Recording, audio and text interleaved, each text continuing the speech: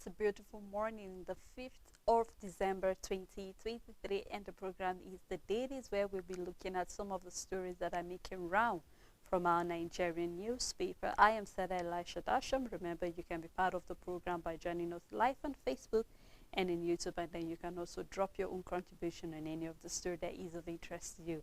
And I have Rachel Tanzi here with me. Good morning, Rachel. Sir. How you doing? I'm fine. How about you? Great, thank you so much.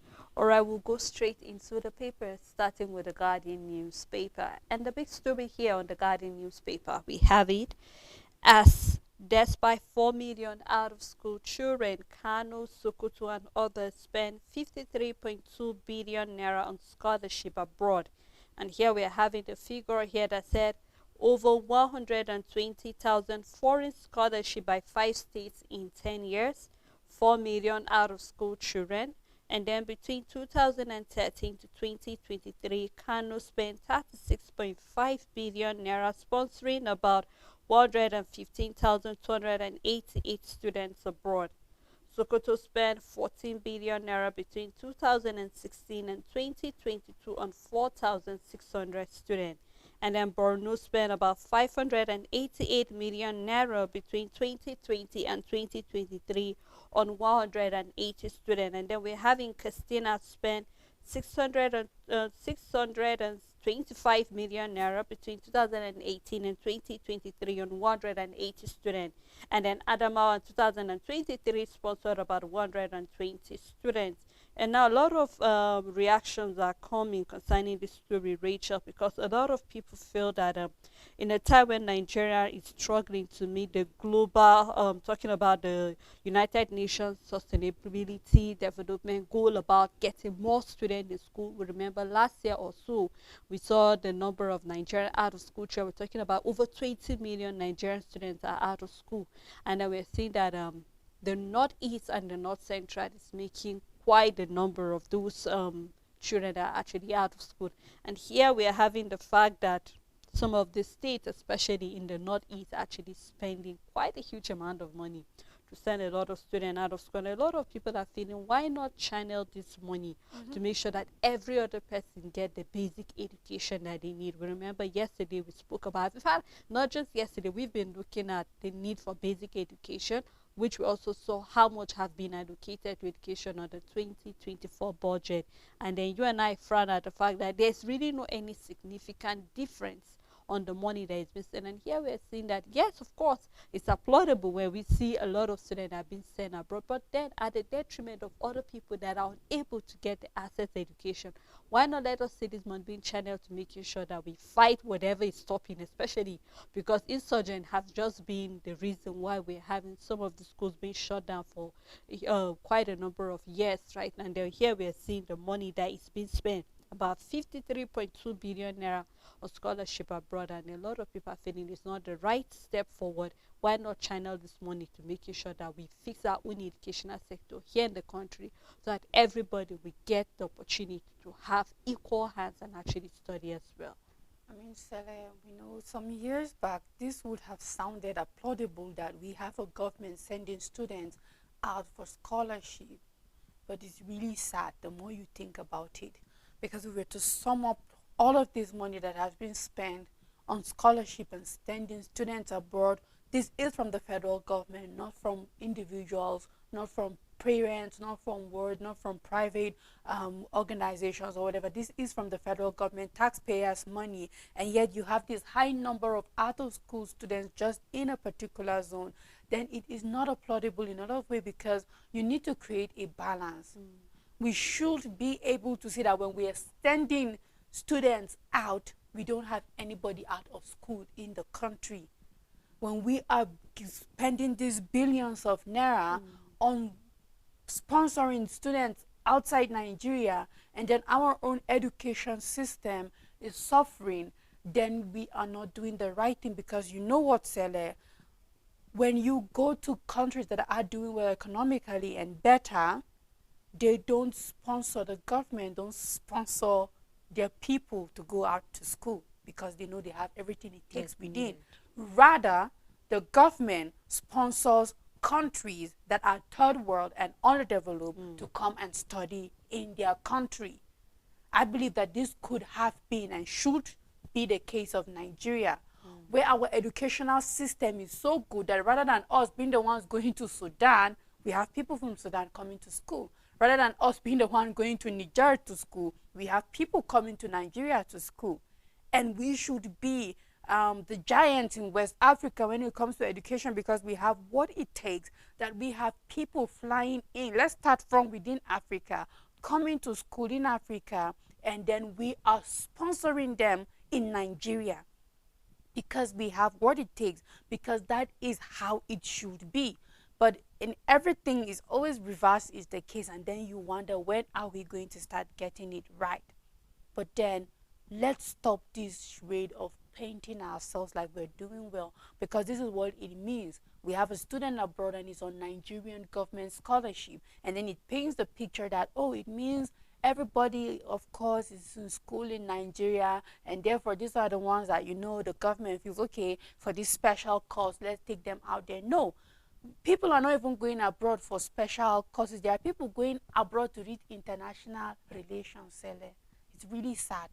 It's really sad. Because before you see people leaving their country to another place, is for one professional course that perhaps they don't have enough of the expertise or the teachers for.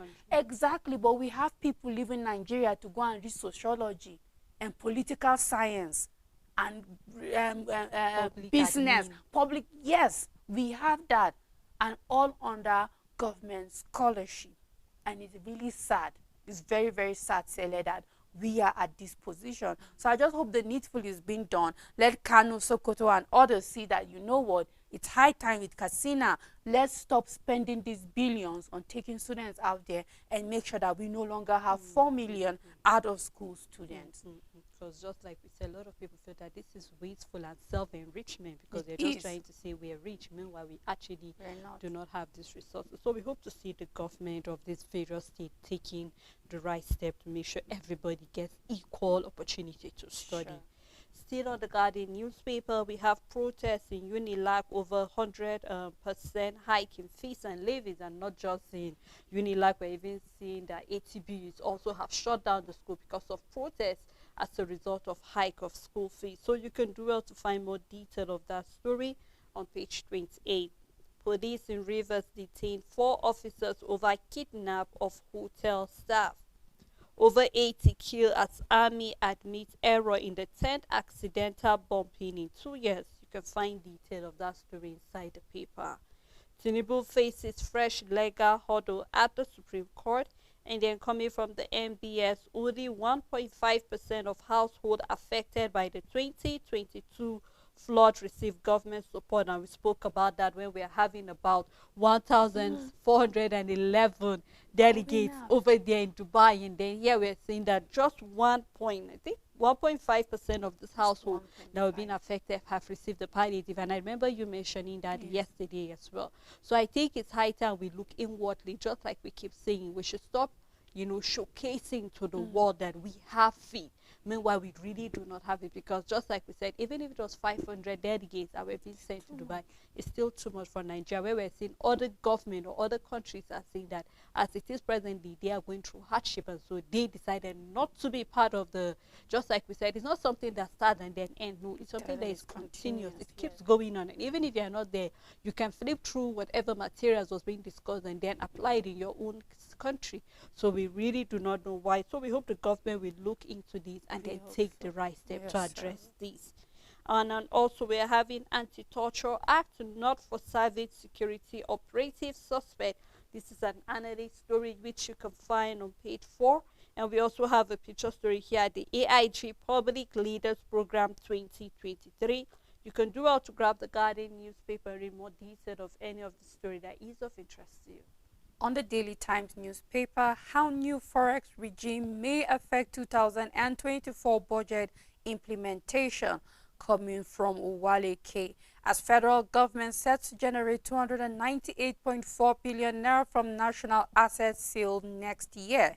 You can start with the details on the front page. The big story on the paper, outrage over killing of 30 villagers in Kaduna by the military. We did it, was a mistake, admits Army. Amnesty International Nigerians angry over senseless waste of innocent lives call for heads to roll. And on food security, about 50 million hectares of arable land uncultivated, says Agric Minister. Then you should do something about it. ATBU shot over escalating protests by students. Federal government assures fear of Adamawa Taraba residents over low-flying aircraft. You can find details on page 5. Trial of suspected terrorists 5 years after Buhari stopped it, federal government resumes persecution. At the downside of the paper, Delta fish farmers protest loss of 1.3 billion naira to vandals and thieves. We have a picture story where we can see River State Police Command parade some suspected cultists. This happened yesterday, and that's all the news on the Daily Times newspaper. All right, let's take a look at the Vanguard newspaper. Still on the killing that happened in Kaduna. Here we're seeing that 50 killed in Army's aero bombing of bandits, where we are having about 53 injured. Air Force detained involvement. Governor Sani orders probe of the Kaduna drone attack. Offers survivors free Medicare. And then we have Tudumburni bumping regrettable coming from Khan. Arewa Youth Group condemns mistaken bumping. It was by Allah's mercy that we survived, coming from a survivor. And then NAF demands investigation. And I truly think this should be investigated. This happened on Sunday around 9 p.m. or so, where we saw the army dropped a bomb over there. And then these people were just having a celebration. The Muslim faithful were having a celebration, and I just do not understand how the army will actually not investigate whatever information they got. And then here we're seeing, Richard, according to, I think, the paper, I think here we're seeing, according to the Guardian paper, where we saw that 80 have died. This is the 10th accidental in 2 years. And you begin to wonder, what intelligence do we truly have in the army? I mean, people who are supposed to be bombed are not being bombed, and then people that you are not supposed to bomb are the ones you're bombing. You're supposed to, whatever information you get, you cross-check this information. In fact, not only will you double-check it, you check it more than once, twice, and be sure of what you are about to do before you do this bombing. And it's really a very sad one, where we're seeing, in fact, here the Vanguard is saying 50 were being killed. We're seeing the other people saying 30. So we only cannot tell the number. They might keep increasing, because there's still head count of people that are not being found yet. So I truly hope that the army will learn its lesson. Here we're seeing that people are calling for head to roll, because this is unacceptable. Because we really hope our armies will do a better job when it comes to intelligence, investigation of whatever information is being given to you before you carry out any operation whatsoever. I mean, Stella, this is unacceptable. It is completely unacceptable. And the army should not just come out and just say, yes, we take the blame for this, it is a mistake. No, heads should roll.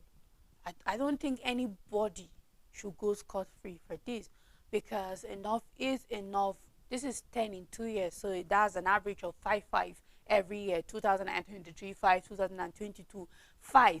It shouldn't be heard of. No, enough of this kind of mistake, because it doesn't make sense. You're not bombing the people that are supposed to be bombed, just as you said, and then we are having innocent lives being killed. I mean, we know how these bandits operate. Do they come out and have festivals and just gather in their large number as if they are not trying to hide? That you will bomb this huge number of people and just call it a mistake. What was the information? What intelligence did you get concerning this operation in the first place?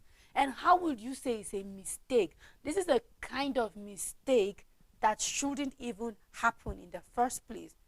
Neither should you even admit to it. For me, Sele, like the head should roll, yeah, definitely, because this is not acceptable. This is not acceptable. We've seen that happen. Like, I mean, it's almost like there's no hiding place for the people of Kaduna. They are not safe with bandits. They are not safe with herdsmen. Now they are not safe even in the hands of the people who are supposed to protect them. So where are they supposed to go? And I believe that there should be thorough investigation. And this is not a mistake that should come from the military. It is not an acceptable mistake, and therefore something should be done drastically about it. Somebody should answer for this mistake, And then, I mean, let the needful be done, but this is unacceptable Honestly, this looks regardless. more like a careless operation Very than a careless. mistake. Well, Yes. we hope to hear the outcome of the investigation as the governor has given the go ahead for investigation. Let's look at other stories still on the Vanguard newspaper. And on COP28, federal government sponsored only 422 delegates. This is coming from the information minister. Well, trying to still give an excuse why that number of people were present over there. Coming from Emifele, Nigerians in US accuse the federal government of rights abuse. You can find details of that on page 8. Obi knocks the federal government over VP Sheitima's new resident. We remember Serap have actually called on the Senate, and here we are having the Labour Party presidential candidate also knocking the federal government over that. Also, still on the same Vanguard newspaper, on gas flaring, Nigeria loses 702 billion naira as oil firms flare 241 million SCF. Detail found on page 21. Federal government resumes trial of hardened Boko Haram swap terror suspects. You can find more of that on page 9. Why we passed 2024 budget for second reading. Here we are seeing, I have not seen lawmakers debating budget without detailed breakdown. Also, Senate Appropriation Committee meets with MDA stakeholders and others today. Detail of that can be found on page 25. And Benue APC crisis, ex-Senate President and others pass confidence of votes on Adi. You can find that on page 13. Nigeria's trade surplus rises to 47% to 1.8 trillion naira in the third quarter of 2023. We have a column for sports as well. And also we are having Sheitima receive the NISS delegation. You can find more detail of that story, and that's all on Vanguard newspaper. On this day newspaper, Nigeria records 1.88 trillion naira trade surplus in the third quarter. Petroleum products account for 8.54 trillion naira of 10.35 trillion naira exports. Then we have Spain is major trading partner. Coming from NLC, next minimum wage will be based on cost of living. You can find details on page 5, and we do hope to see that coming to happen. We have a statement coming from Olukayode. EFCC undergoing total overhaul, must change its modus operandi. You can find details on page 27. Coming from the Kaduna government, Army has taken responsibility for community bombing. We were involved, Air Force absolved self. Sani wants accidental killings investigated, Abbas Mon. You can start with the details on the front page. And the big story on the paper, Information Minister, federal government sponsored only 422 Nigerian delegates to COP28 summit. Says Tinubu, other government officials are in Dubai for serious business, not jamboree. And a statement from Obaseki, why I decided to attend the conference virtually from Benin. You can find details on page 24. Coming from Emefele, Nigerians in US raised the alarm over alleged human rights violation by Tinubu's government. You can find details on page 24. And we have a picture story where we can see at the residential week of AIG Public Leaders Program class of 2023 and 2024. And that's all news on this day newspaper. On the Nation newspaper, Emifede seek variation of bill condition. You can find detail on page 5. Oil sector hit by influx of foreign welders. Detail of that also can be found in the paper. And on the budget 2024 hearing, Abbas says why Nigerians should participate in the process, and then the AGF laments poor funding of justice sector institution. You can find both stories on page 28. Immigration gets CG, the DCG, and then also we're seeing that the CNG buses begin operation in Ogun State. Detail of that found on page 27. Nigeria's delegation to COP28 is 422, says Minister. Idris leads the gain of summit. Detail of that can be found on page 4. Nigerians will wonder why can't some of them attend it virtually rather than being there. We just hope to hear more of what will happen there and then how they will apply whatever they are getting concerning the climate change here in the country. For terrorism sponsored jail, the trial of suspect continues. You can find detail of that in the paper. The big story for the Nation newspaper: government orders probe after airstrike kills civilians. Scores die, many injured. Attack not intentional, says the army. Labour to negotiate minimum wage commensurate with the cost of living. You can find detail of that in the paper. 300 MDAs failed to submit or detailed account to Auditor General. You can find more on page 6, and that's all on the Nation newspaper. On Nigerian Tribune, the big story: Army admits error as airstrike kills cause in village.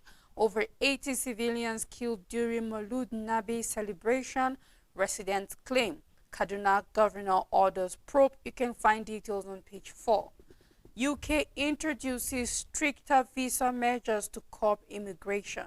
Federal government says 422, not 1,411 delegates sponsored to COP28 summit.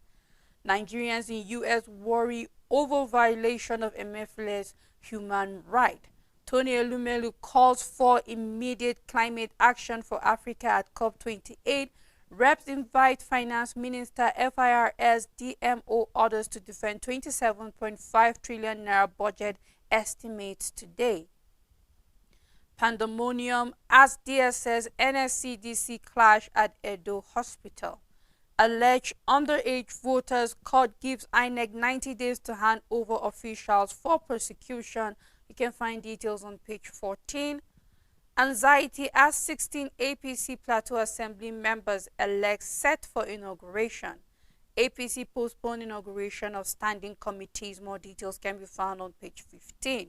Then we have NANS vows to ground tertiary institutions over increase in tuition. And we have Nigeria loses $10 billion annually for importing welders. You can find more details on page 5. The writer under the story says federal government unveils national policy on welding and implementation action plan. We can see a picture story where we can see Kunjo Owela, that is the Director General of the World Trade Organization, together with the former Secretary of State of the United States, Hillary Clinton, and that's all the news on Nigerian Tribune. On the Punch newspaper, cash shortage hit bank customers rush for BVN and need re-verification. You can find that on page 21. 366 Boko Haram terrorists convicted, 4 financiers jailed, coming from the Attorney General of the Federation. Funding 422 delegates to COP28, wasteful opposition, tells the federal government. And still on the issue of Kaduna, we are having outrage as warplane kills 85 in Kaduna village bombing. Villagers lament bombing during Maluk celebration. Deputy Governor begs Islamic clerics. Khan, AI and others condemn airstrike accidental bombing killed 425 citizens since 2017. You can find more detail on page 2. Here we are having a picture story with a write-up under saying collapsed bridge making life unbearable, Lagos community lament. You can see how deplorable it is, and then with the number of boat mishap we've been having, I think this calls for serious attention, that the government of Lagos State will do something to fix the bridge so that people living in those areas can actually have a very good route to actually access to their residence. Still on the Punch newspaper, Gateway police shot over robbery attack. You can find more on page 5. Family panic as 30-year-old schoolgirl disappears in Lagos State. Emefiele says the U.S. group alleged human rights violation. You can find detail of that on page 20. And that's all on the Punch newspaper. On New Telegraph newspaper, a report for the third quarter of 2023, Nigeria's trade balance hits 18.8 billion naira as export rises 60.78%. Nigeria's cooking gas transport peaked in 2020, 2021, 2023. This is a report. You can find details on page 7. Budget 2024, Senate NDAs, NGOs brainstorm on proposals. Humanitarian crisis has overwhelmed Benue, says the government. Spending 20.5 billion naira on VP's house office renovation wasteful, a statement from Peter Obi. Concerning food security, about 50 million hectares of arable land uncultivated, coming from the federal government, then you should cultivate that land. You can find more details on page 26. The big story on the paper: 80 killed as army drone bombs Kaduna village in Ero. KDSG meets Islamic clerics and traditional rulers. Abbas mourns victims, demand probe of incident. Nigerians in U.S. raise alarm over human rights violation by the federal government coming from Emefiele. Attacks on Nigerian students will no longer be tolerated. Statement coming from NANS. You can find details on page 26 and 28. Federal government to spend 40 billion naira in 2024 for MDA's electricity bill. NCPC approves Turkey as pilgrimage destination country. Federal government resumed trials of suspected Boko Haram members. Says security, citizens' welfare, government primary duty. You can find details on page 2, 3, and 28. We sponsored only 422 persons to Dubai coming from the federal government. This is still concerning the COP28. At the downside of the paper, we have a study. Bricks walk can lower type 2 diabetes risk, so we should always try our best to take a walk every day. You can find details on page 26, and that's all the news on New Telegraph newspaper. Richard, here we're having the federal government asking Nigerians to go into farming because of the issue of food security, where we're having over 50 million hectares of land uncultivated. And the question I believe every Nigerian wants to get is how secure are the land for us to go back into farming. This issue of Nigerians going back to farming started during the Buhari regime, where he said that youths are lazy, should get back to the farm and work. And of course, a lot of people will be excited to go into back to the farm. But what kind of farming system are we talking about, Rachel? Are we talking about a mechanized farming? Because as it looks presently, I am not seeing tractors or any machines for Nigerians to go back to the farm. That is one. Secondly, are the seedlings available for farmers? Are we having enough fertilizer going around? Yesterday we saw in the papers where farmers are still waiting for the government to send down whatever they promised they were going to send down to them. And again, most importantly, is the land secured? We're hearing where a lot of farmers had to complain because what they were actually hoping to get as harvest, they were not getting because they had to trade with bandits before they can go to their farmland. So it's as if you are sharing 50-50 with all you went through. We've had issues where Nigerians were being killed on their farmland. So how secure are the farmlands for Nigerians to go back to the farm? So I'm hoping that when the government is coming out to tell Nigerians to go back to the farm, make sure that you've done your own work by making sure that the lands are secured. Because it's one thing for you to go back and then you will not come back alive. A lot of Nigerians right now will value their life. Of course, I will not say that I'm against that. There are a lot of farmlands that Nigerians have abandoned. A lot of people right now just farm behind their backyard, something you can actually access, because going a little bit, it's actually very, very dangerous. So I'm hoping that when we see our government coming out to say Nigerians should do this, this should happen, make sure that in your own part you've done the right thing. Here we're seeing that a lot of people are talking about even the 422 is too much. Why not use this money to see what you can do? And so I'm hoping that when we see statements coming from the government, Nigerians are hoping that the government have done their. We are seeing where Labour is really saying that whatever the minimum wage will be based on the cost of living. Because right now, even 100,000 naira will not be able to help you. So I do not know what the minimum wage will look like. The way government is crying that they don't even have money. So we are hoping to see second quarter of 2024, Nigerians will be waiting to hear what the minimum wage will be. But then, before then, make sure you make our farmland safe so that farmers will be comfortable to go back to the farmland and cultivate it. For these 50 million arable hectares of land that are available for cultivation, I believe the government should cultivate it. Because whether we like it or not, we need the government in these affairs because they have the resources. When we talk about mechanized farming, when we talk about substantial agriculture, we know that for sure it is the government that can be able to step in and do the needful when it comes to Nigeria. I mean, because our own situation is kind of peculiar to us, most especially when it comes to agriculture.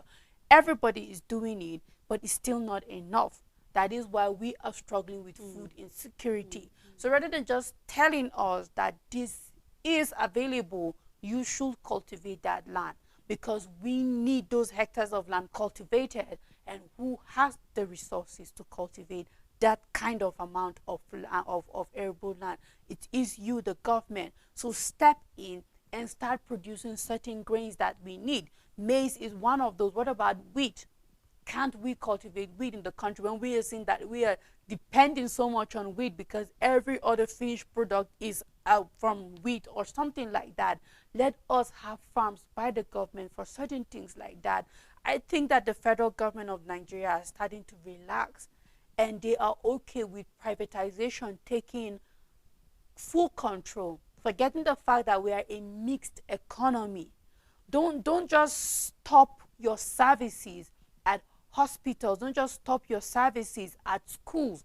Don't just stop your services at collecting taxes. Don't stop your services at that. What about the agriculture? Don't just stop your services. As it is now, we're giving, when it comes to electricity, it's privatized.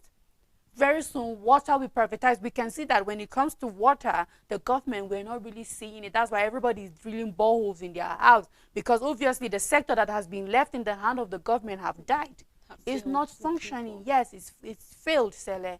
So the same thing, if you leave agriculture also, that is why we are having food insecurity, because the government is beginning to be relaxed, forgetting that, you know what, this is a mixed economy. Whether you like it or not, there are certain places that you need to step in, because if you don't, your people will suffer.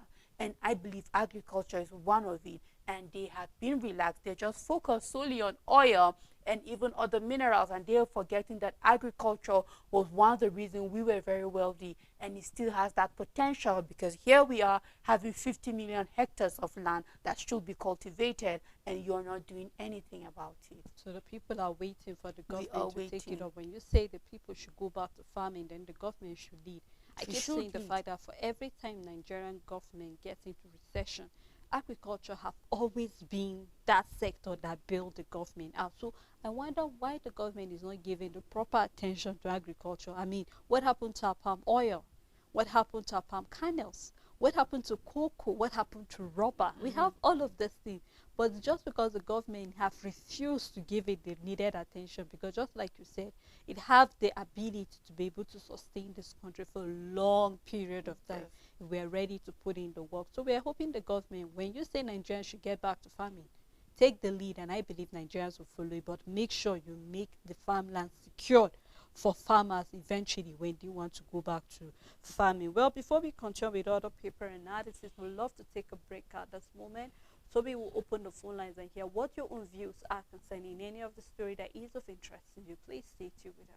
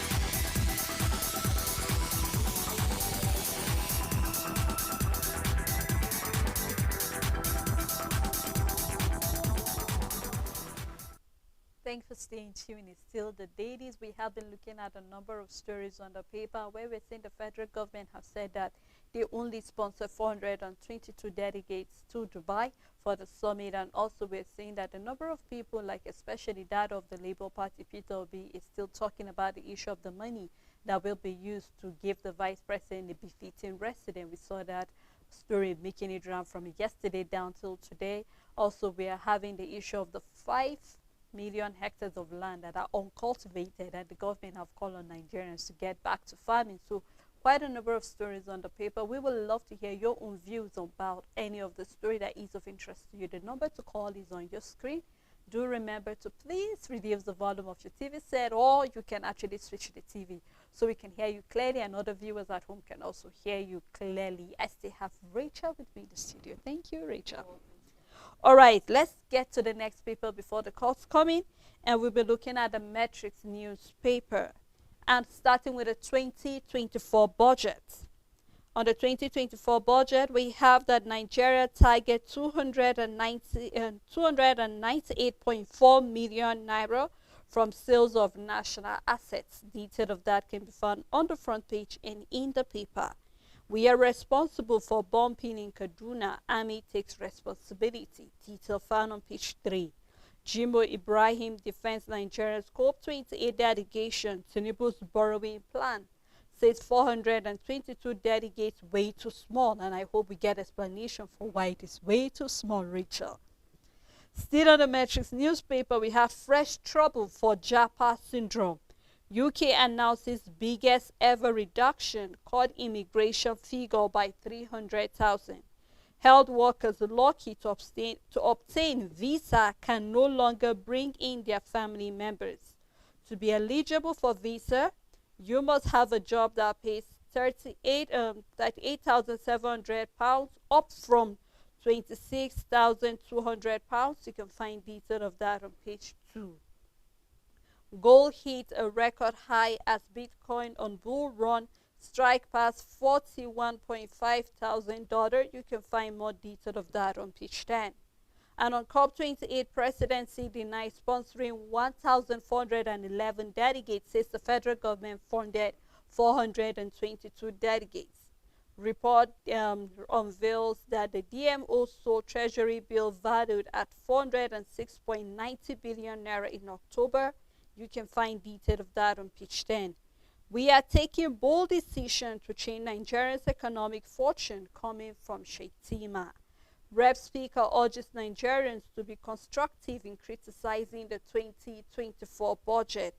We have a picture story here where we can see towards changing Nigeria's economic fortune. We can see the vice president over there receiving the National Institute for Security Studies report of globalization and regional economic integration from the Institute Commandant Alhaji Ayodele at the State House Abuja yesterday.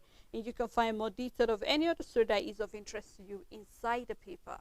On First News newspaper, Army claims responsibility for bombing civilians in Kaduna. Federal government resumes Boko Haram suspect trial, releases 896 fighters as special court jails 4 for financing terrorists. Kaduna governor orders investigation of bomb attack on community. Edo 2024, we are not zoning Guba race, says APC. While federal government funded only 422 to COP28 in Dubai, statement from the minister. 2023 presidential poll, Tinubu faces fresh legal battle at Supreme Court. Benue divides National Assembly, confirms caretaker committee. Government officials signing documents in Akeredolo's name. San alleges as another lawyer urges Ondo government to probe signature forgery allegation. Probe alleged forgery of Akeredolo's signature lawyers, urges Ondo government. Federal government to raise 298.4 billion naira from selling of assets. Meta faces $600 million suit for violating EU data protection rules.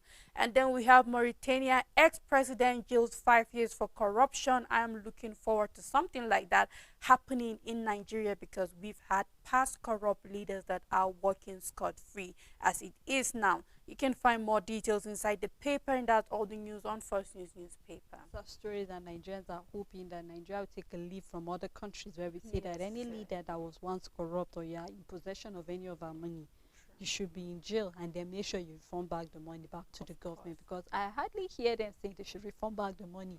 After a period of time, little you just pay little money of bill compared to what you actually steal hundreds of billions and just get bill of 100 million.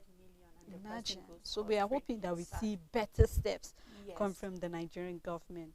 Well, let's take a look at the Daily Independent newspaper, where we have reps to make public participation in budget process compulsory, coming from the speaker. 15 billion naira new house for vice president. Shocking, disheartening, coming from Peter Obi. Nigerian military draws flag for frequent friendly fire. Army claims responsibility for bombing innocent Kaduna villagers.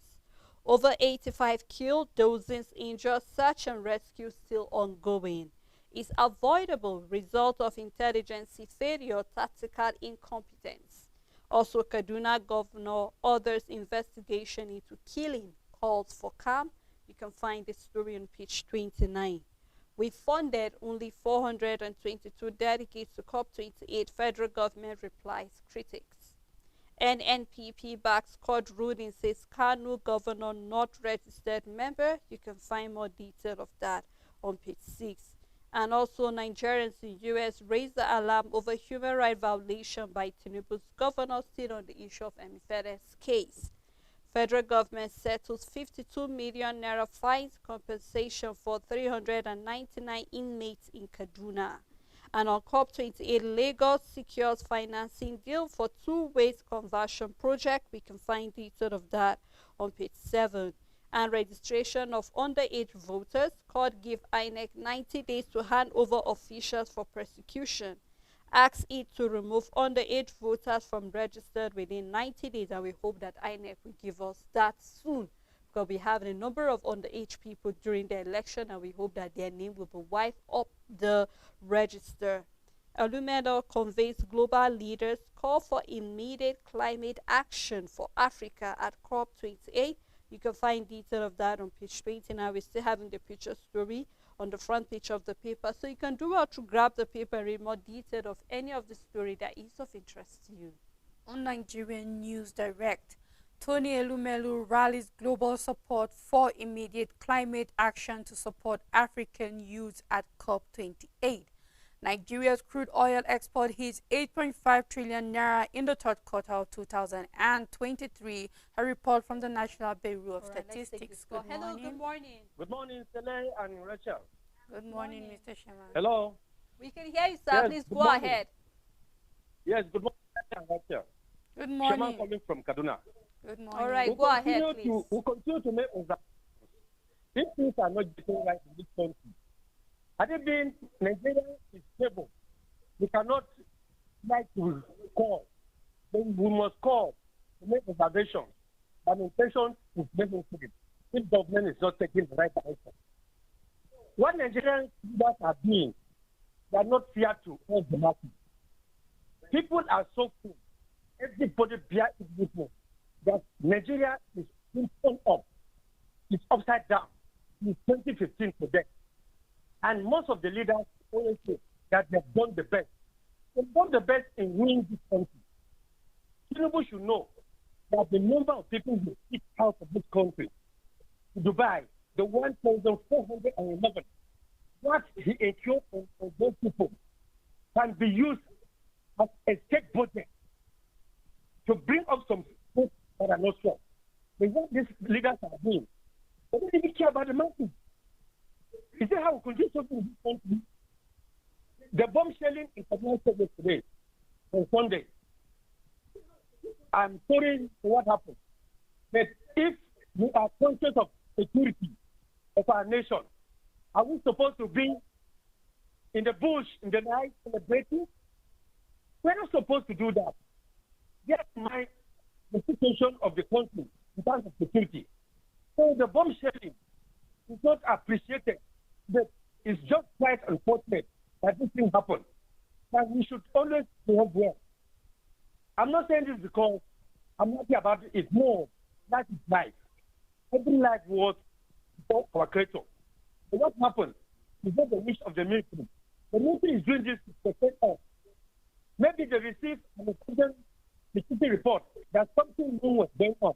That was why they went after us and did the pumping. Very unfortunate for what happened.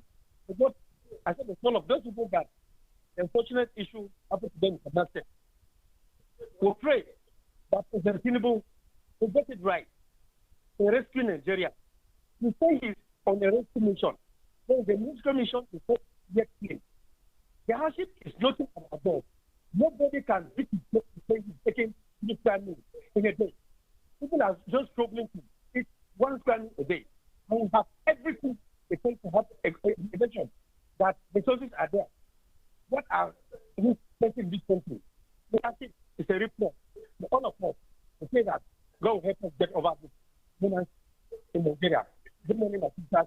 You have a better day. Thank you very much, Thank Dr. you, Mr. Shamal, for Gaseki. that contribution. Thank you very much. Still on Nigerian News Direct, the big story, mixed reaction as accidental bomb kills, injures many in Kaduna community. Air Force denies involvement. Army has explained itself, claimed responsibility coming from the Kaduna government. You can find details on page 3. On robbery attack, Gateway Police shuts down admin security concerns. Sanwo-Olu signs trade agreement with Arabian Gulf Commerce Chamber. You can find details on page 21. Stock market plummets with investors losing 258.85 billion naira. And at the downside of the paper, we have official vehicles ownership. Court rules in favor of Zamfara government, orders former governor to forfeit vehicles. And that's all the news on Nigerian News Direct. All right, let's take a look at the Business Day newspaper. And on Business Day, we have Nigerian trade surplus hit 5-year high on weaker naira. You can start reading on the front page and continue on page 30. Peter Obi insists the 2024 budget is prodigal. Flays the 15 billion naira for VP's new residents and others. You can start reading on the front page and continue on page 2. And Port Harcourt refinery December deadline heaps pressure on NNPCL. We will deliver as promised, company insists, and I believe Nigerians are looking with just next 26 days to end the year. We are hoping that they will do something to confirm that that refinery will start working as they have promised. Nigeria promising food business can do with more essential ingredients. You can find detail on page 2. Nigerians in US accuse Tinubu's government of right violation. Detail of that in the paper. And on COP28, leaders fossil fuel claims spark debate. You can find more detail of that story on page 31. And that's all on Business Day newspaper. On Punch Sport Extra, Cape Verde versus Nigeria, Falcons on verge of WAFCON qualification. Chelsea suffer Osimhen's transfer blow, Pizarro to no fade after AFCON. Gunners face Hatters first time in 32 years. Oni nominated for Fans Footballer Award, Felix relieved after hunting Atletico. United plan £26 million Sancho Van der Beek sales. Ome defies Lagos fans to snatch Aruna Open title. Abbey extends unbeaten run. The big story on the paper, MVPs. Nigerians dominated list of top 10 most valuable African forwards. At the downside of the paper, we have Boboyi positive despite tough Heartland start. And we have Trabzonspor once Nwekeme return. You can find details on page 5, and that's all news on Punch Sports Extra. Yeah, Rachel, thank you so much. You're I'm welcome, just hoping, Sele. looking at the fact that we are dominating the top 10. I mean, Yes, we should start looking for how to make revenue out of these our players. Yes, Rachel. Sele is important. Very important. Well, thank you so much for doing You're this with welcome. me.